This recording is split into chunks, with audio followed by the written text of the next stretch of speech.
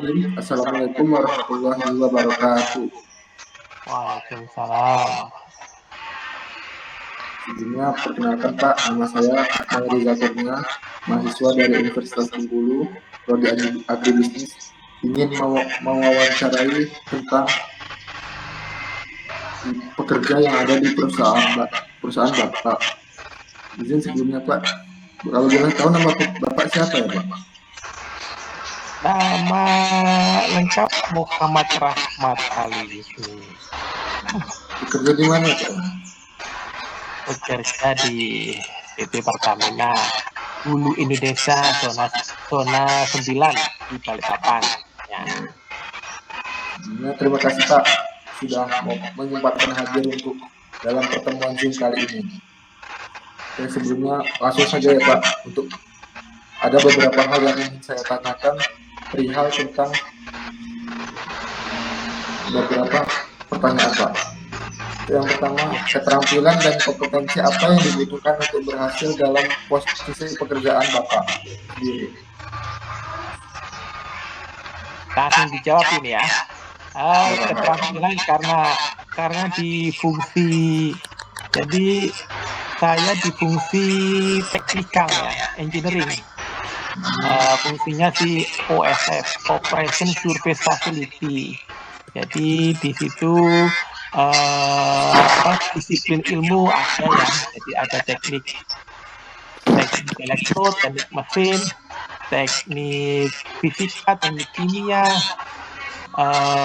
sipil, teknik geodesi, banyak. Jadi kebetulan di OSF itu menangani urusan engineering untuk di perusahaan Pertamina IPB. Untuk Bapak sendiri itu di bagian apa ya? Di bagian itu tadi OSF, Operation Surface Facility. Jadi yang ngurusin untuk sisi surface. Jadi ada subsurface, ada surface. Surface berarti yang berada di atas permukaan tanah. Kalau subsurface berarti di bawah permukaan tanah. Jadi kayak sumur, di apa istilahnya wellhead itu. Jadi kami ngurusin untuk divisi di atas permukaan tanah mulai flowline. Nah, flowline itu pipa dari sumur sampai ke gathering station, tempat pengumpul minyak atau pengumpul gas. Sebelum dikirim ke unit kilang ya, atau biasa dikenal dengan refinery. Kalau di Sumatera itu yang terdekat di Pelaju. Kalau di Balikpapan ya kilang Balikpapan gitu. Jadi semua minyak masuk ke kilang Balikpapan. Sedangkan untuk yang gas masuk ke, kebetulan kalau di Kalimantan gasnya masuk ke LNG Badak Bontang, tahu kan ya? Ya tahu. Nah, dari situ nanti gasnya dirubah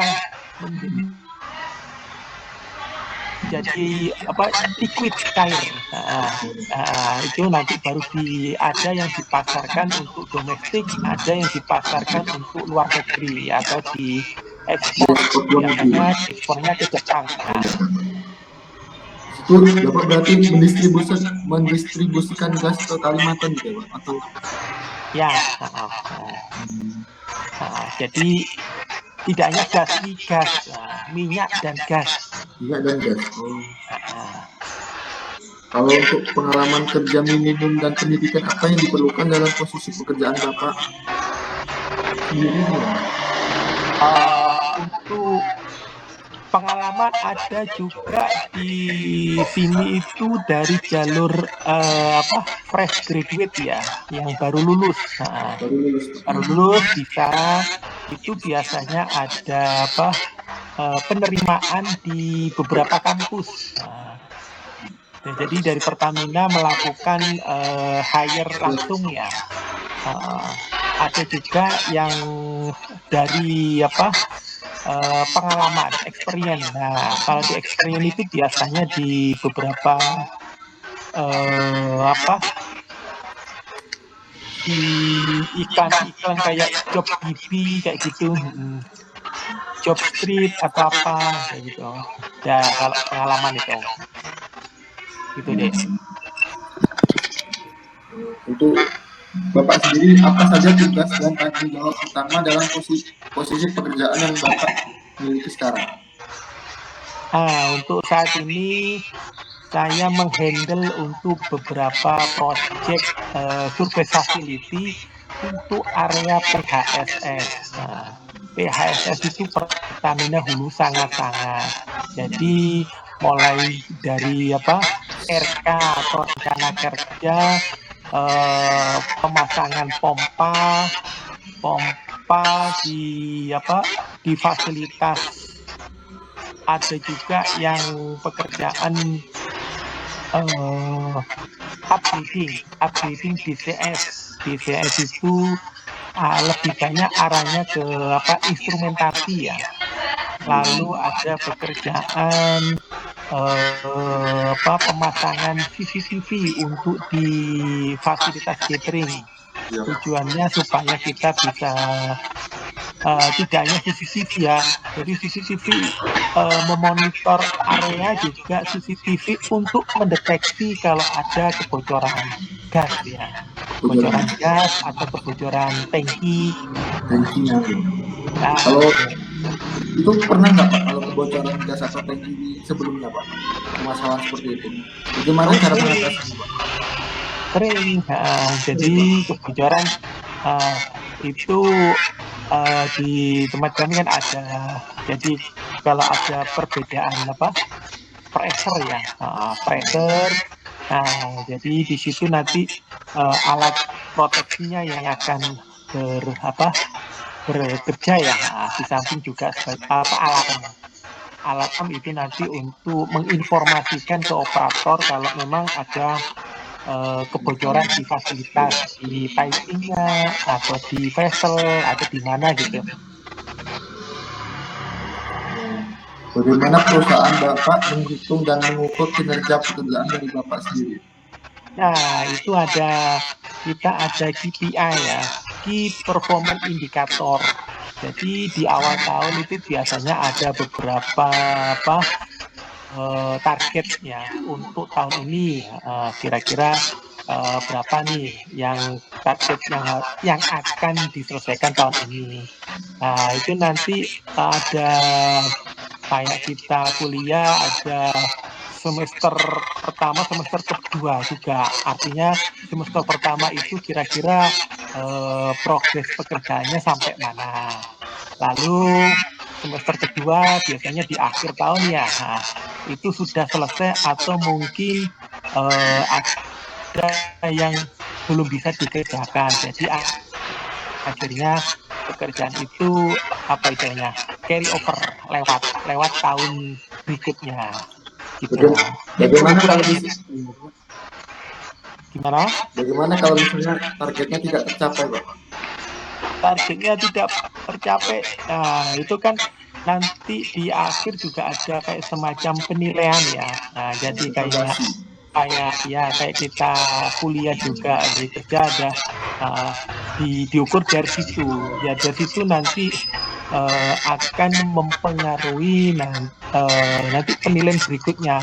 Nah, penilaian berikutnya itu akan mempengaruhi itu kenaikan dari persentase gaji. Tapi dari 10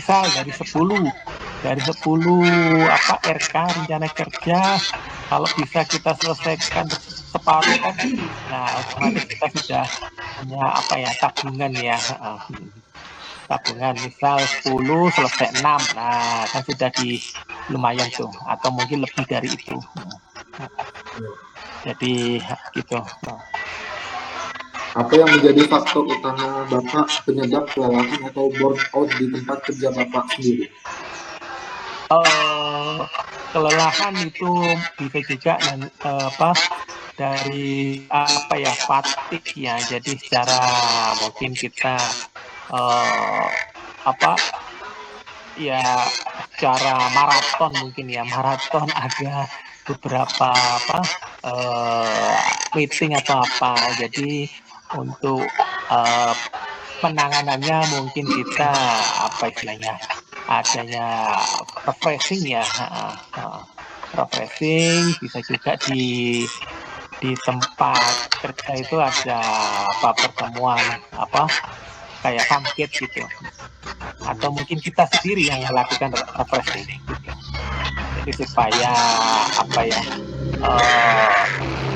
kembali pikiran kita gitu. Itu Bapak bekerja berapa lama? Dari pagi sampai malam atau gimana, Pak? Oh enggak, saya kerja kantor, jadi jam 7 sampai jam 4. Jadi terkadang kita juga ke lapangan, overtime ya kalau bahasanya ya, lebih dari itu. Jadi kadang kerjanya Senin sampai Jumat. Jadi untuk apa? Sabtu Minggu libur. Sabtu Minggu libur, tapi terkadang juga masuk kalau dibutuhkan gitu. Hari libur tuh ada kan? Kayak seperti hari raya gitu. Setahun baru. Ada kan itu ada. Kalau tanggal merah ya kita ngikutin apa? Pemerintah ya. Bagaimana Bapak dapat mencapai keseimbangan antara pekerjaan dan kehidupan Bapak pribadi, Pak? Agar bisa seimbang, Pak? Jadi kita apa istilahnya mengatur waktu kapan kita jadi ini urusan apa dengan pekerjaan, urusan keluarga, urusan apa kita tadi untuk apa liburan gitu. Gitu sih. Jadi manajemen waktu saja ya. Ya. Bagi Bapak sendiri, Bapak berat atau tidak Pak pekerjaan Bapak yang sekarang, Pak? Ya kita nikmati aja, kita jalani.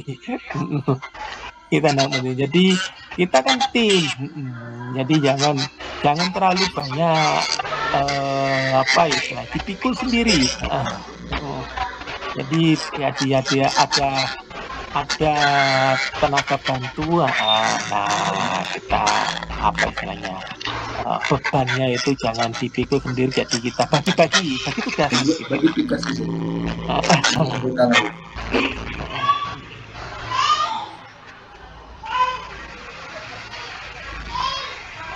Kalau untuk kadang biasanya di bidang itu ada naik pangkat ya Pak, perubahan bidang itu. Oh ya, rutin itu istilahnya apa ya, kaderisasi karir ya, jenjang karir ada. Jadi kalau memang apa istilahnya berprestasi ya, itu bisa diusulkan. Kalau misalnya berprestasi Pak, ada tunjangannya Pak, ada tunjangan tersendiri Pak, atau gimana Pak? Itu bukan ya, namanya reward ya. Reward itu kalau di tempat kami biasanya kalau mengikuti beberapa acara ya. Jadi ada misalnya gugus kendali mutu GKM atau CIP Continuous Improvement Program. Jadi itu ajang untuk melakukan apa inovasi ya. Kalau kita punya ide mengenai apa efisiensi biaya, mungkin yang sebenarnya bisa membantu menyelesaikan di pekerjaan. Nah itu bisa dituangkan di situ GKM. Nah, nanti kalau dapat juara, nah itu nanti rewardnya begitu GKM gitu. Untuk misalnya Bapak dapat THR gitu Pak, tunjangan hari raya di saat hari-hari itu dapat dong. Itu kan aturan dari Kementerian Tenaga Kerja. Dapat.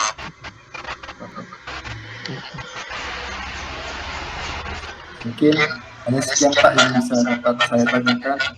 Terima kasih sudah menyempatkan hadir dalam perbincangan hari ini Pak. Ya. Mohon maaf apabila ada salah kata, salah Iya. perbuatan. Heeh. Kepada Allah saya mohon ampun. Wabillahi taufiq wal hidayah. Wassalamualaikum warahmatullahi wabarakatuh. Waalaikumsalam warahmatullahi wabarakatuh. Terima kasih juga, Mas. Panggilannya siapa ini? Akmal ini ya? Akmal, Pak. Oh, Akmal